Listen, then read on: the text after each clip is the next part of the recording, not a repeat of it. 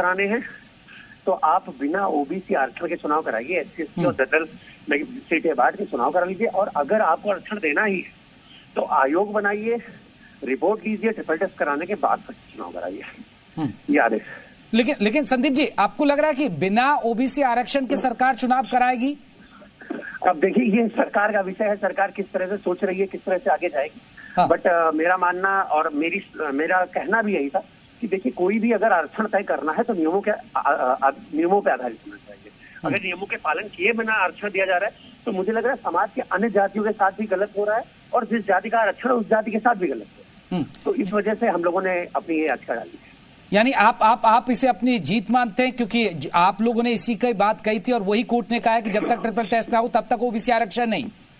जी बिल्कुल, हमारी जीत है। और ये मैं तो सिर्फ मेरी जीत नहीं कहूंगा, मुझे लग रहा है कि पूरे उत्तर प्रदेश में जितने भी लोग हैं सभी की जीत है। इवन सबसे महत्वपूर्ण तो जो ओबीसी वर्ग में राजनीतिक रूप से पिछड़ा वर्ग है उसकी जीत है जी। लेकिन संदीप जी, ओबीसी आरक्षण के बिना अगर चुनाव होता है तो फिर आप कैसे देखते हैं उसको? देखिए, ओबीसी आरक्षण के बिना अगर चुनाव होता है तो मुझे लग रहा है कि सभी जातियों को, सभी वर्गों को खुल के चुनाव में आने का मौका मिलेगा।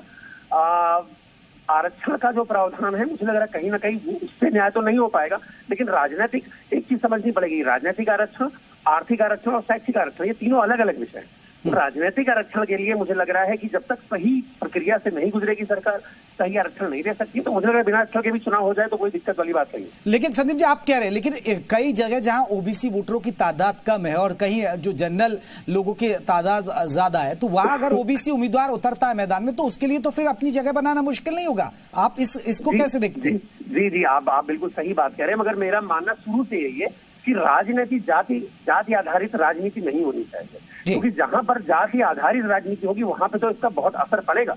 परंतु जो जनप्रतिनिधि जनता के लिए काम कर रहा है, जनता के हित के लिए काम कर रहा है, वो किसी भी जाति का होने दीजिए, जनता उसको पसंद करेगी, उसको चुनेगी और उसको मौका देगी। ये अच्छी बात है। संदीप, बहुत बहुत शुक्रिया।